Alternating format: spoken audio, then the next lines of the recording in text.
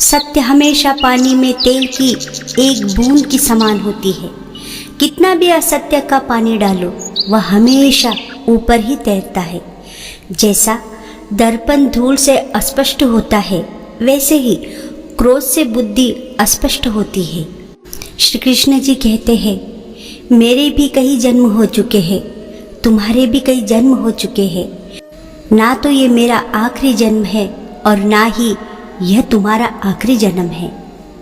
भगवान श्री कृष्ण कहते हैं कि अगर कोई मनुष्य हमारे साथ बुरा कर रहा है तो उसे करने दो, यह उसका कर्म है और समय उसके कर्म का फल उसे ज़रूर देगा। लेकिन हमें कभी भी किसी के साथ बुरा नहीं करना चाहिए, क्योंकि यह हमारा धर्म है। मैं किसी के भाग्य का निर्माण नहीं करता और ना ही किसी के कर्मों के फल देता हूँ। श्री कृष्ण जी ये भी कहते हैं, भरोसा अगर खुद पर रखो तो ताकत बन जाती है और दूसरों पर रखो तो कमजोरी बन जाती है। आप कब सही थे इसे कोई याद नहीं रखता, लेकिन तुम कब गलत थे इसे सब याद रखते हैं। अपनी अमीरी के चर्चे कभी किसी से ना करें, क्योंकि आपने सुख से सुखी होने वाले इस दुनिया में आपके माता पिता के अतिरिक्त तो और कोई तीसरा नहीं होगा। रो पड़े कृष्ण ने कहा, मैं तो सबकी सुनता हूँ पर मेरा कौन सुनता है। इंसान गलत कार्य करते समय दाएं बाएं आगे पीछे चारों तरफ देखता है, बस ऊपर देखना भूल जाता है। पूर्ण लगन के साथ अपना कार्य करो, लेकिन उसके फल की इच्छा मत करो, क्योंकि जब आप फल की इच्छा करते हैं तब कहीं ना कहीं आप अपने कार्य में पूर्ण रूप से समर्पित नहीं हो पाते।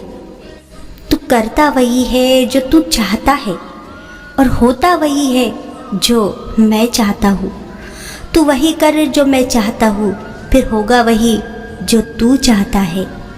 कोई भी मनुष्य पूर्ण नहीं है, किसी न किसी में कोई ना कोई कमी होती है और हर किसी में कोई ना कोई अच्छाई भी होती है। इसलिए आपकी तुलना किसी से मत करो, बल्कि पूर्ण निष्ठा के साथ अपना कर्म करो। ना तो ये शरीर तुम्हारा है और ना ही तुम इस शरीर के मालिक हो। यह शरीर 5 तत्वों से बना है, आग, जल, वायु, पृथ्वी और आकाश।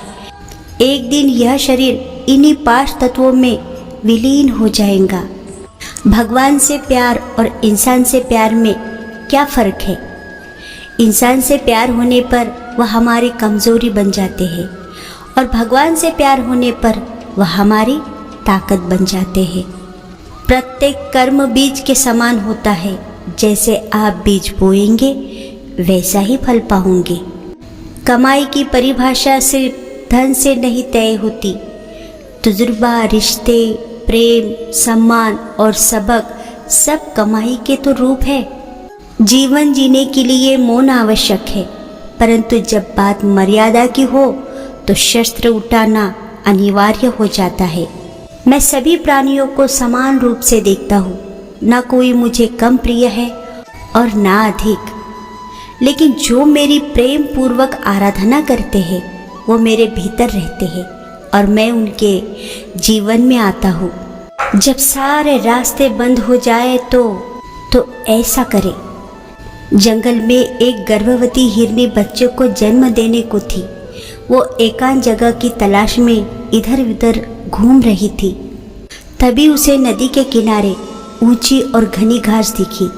उसे वो उपयुक्त स्थान लगा शिशु को जन्म देने को। वहाँ पहुँचते ही उसे प्रसव पीड़ा शुरू हो गई। उसी समय आसमान में घनघोर बादल वर्षा का आतुर हो उठे और बिजली कड़कने लगी। उसने दाएं देखा तो एक शिकारी तीर और निशान उसकी तरफ साध रहा था। घबराकर वो दाहिने मुड़ी तो वहाँ एक भूखा शेर उसे झपटने को तैयार बैठा था। सामने सूखी घास में आग पकड़ चुकी थी और पीछे मुड़ी तो नदी में जल बहुत था। मादा हिरनी क्या करती? वह प्रसव पीड़ा से व्याकुल थी। अब क्या होगा? क्या हिरनी जीवित बचेंगी? क्या वो अपने शावक को जन्म दे पाएंगी? क्या वो शावक जीवित रहेगा? क्या जंगल की आग सब कुछ जला देंगी? क्या मादा हिरनी शिकारी के तीर से बच पाएंगी? क्या मादा हिरनी भूखे शेर का भोजन बनेंगी? वो एक तरफ आग से घिरी है और पीछे नदी है, क्या करेंगी वो? हिरनी ने अपने आप को शून्य में छोड़ अपने बच्चों को जन्म देने में लग गई। कुदरत का करिश्मा देखिए, बिजली चमकी और तीर छूटते ही शिकारी की आंखें चौंधिया गई। उसका तीर हिरनी के पास से गुजरते हुए शेर की आंखों में जा लगा। शेर दहाड़ता हुआ इधर उधर भागने लगा और उधर शिकारी शेर को घायल जानकर भाग गया। फिर घनघोर बारिश शुरू हो गई और जंगल की आग बुझ गई।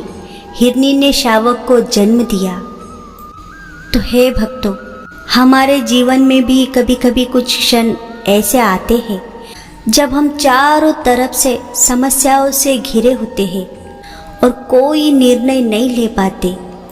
तब सब कुछ नियति के हाथों सौंपकर अपने उत्तरदायित्व व प्राथमिकता पर ध्यान केंद्रित करना चाहिए।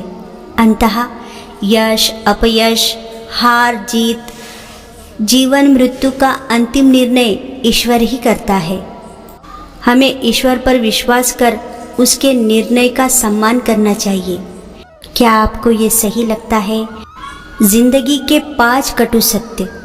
अपना दर्द सबको ना बताए साहब, मरहम एक आधे घर में होता है, नमक घर घर में होता है। कुछ नहीं मिलता दुनिया में मेहनत के बगैर। मेरा अपना साया भी मुझे धूप में आने के बाद मिला। आईना कब किसको सच बता पाया है, जब देखा दाया तो बाया ही नजर आया है। ये ना पूछना जिंदगी खुशी कब देती है, क्योंकि शिकायतें तो उन्हें भी है जिन्हें जिंदगी सब कुछ देती है। दौलत से सिर्फ सुविधाएं मिलती है, सुख नहीं। सुख मिलता है आपस के प्यार से व अपनों के साथ से। अगर सिर्फ सुविधाओं से सुख मिलता तो धनवान लोगों को कभी दुख नहीं होता। दौलत पे इतना गुरूर अच्छा नहीं है दोस्तों। ये बहुत बेवफा चीज़ होती है। ये इंसान के पास आने में बहुत वक्त लगाती है, लेकिन जाते वक्त पलक झपकते ही चले जाती है। और ये अक्सर अकेले नहीं जाती, जाते जाते इंसानियत की इज्जत भी साथ लेकर जाती है। भगवान से बात करनी बड़ी ज़रूरी है। भगवान से बात नहीं करोगे तो वो कैसे सुनेगा आपकी? लोग कहते हैं हमारी सुनता नहीं है। तुम्हारी सुनेगा कैसे जब तुम बात ही नहीं करते? तुम चीज़ मांगने लगते हो, चीज़ मत मांगो, उससे उसको मांगो। आप भगवान से भगवान को मांगो ना। जब भगवान से भगवान को ही मांग लिया तो सब कुछ हो जाएगा। तो प्रेम से बोलिए जय श्री कृष्णा, जय श्री कृष्णा। राधे राधे, राधे राधे।